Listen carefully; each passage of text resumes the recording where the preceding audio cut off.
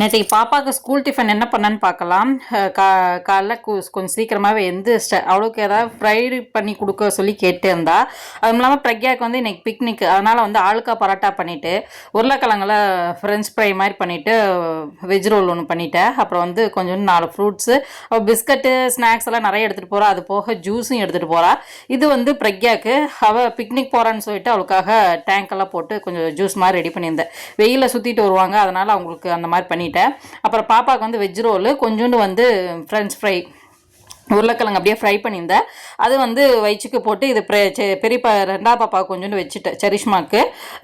அப்புறம் இதை நல்லா க்ளோஸ் பண்ணிடலாம். க்ளோஸ் பண்ணிவிட்டு மேலே வந்து ஒரு தாச்சை வந்து ஒரு 4-5 வச்சுக்கிட்டேன். ஞாயிற்றுக்கிழமை தான் போய் டிஃபன் பாக்ஸ் வாங்கிட்டு வரணும். நான் நினச்சேன் அவங்க டிஃபன் பாக்ஸ் கேட்க மாட்டாங்க அப்படின்ட்டு. பட் 1 மாதத்துக்கு வந்து டிஃபன் பாக்ஸ் கொடுக்க சொல்லியிருக்கிறாங்க. சம்மர் லீவ் முடிஞ்சதுக்கப்புறம் தான் வயிற்றுக்கு வந்து டிஃபன் பாக்ஸ் தேவையில்லை. அப்புறம் பெரிய பாப்பாவுக்கு டிஃபன் பாக்ஸ் பேக் பண்ணி